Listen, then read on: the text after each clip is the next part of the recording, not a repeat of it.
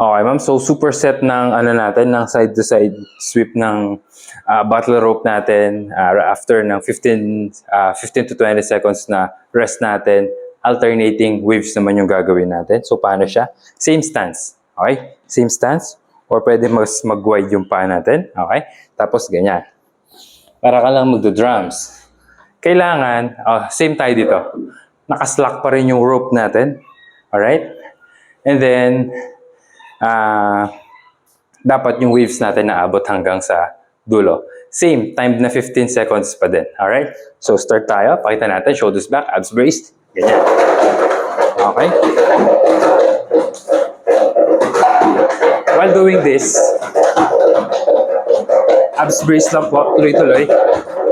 So, mafe-feel natin sa arms yan and then sa cardio natin. As fast as you can dapat. The faster you go, the better the result. Okay, so hindi ko tatapusin. Baka magalit yung mga kapitbahay natin kasi maingay siya. And then, yun. So, as fast as you can, increase natin yung heart rate. After that, quick rest. 30 seconds na tayo dyan. And then, set 2, and then so on. Yun, balik tayo sa side sweep, working your core muscles. Ito more on cardio tsaka arms.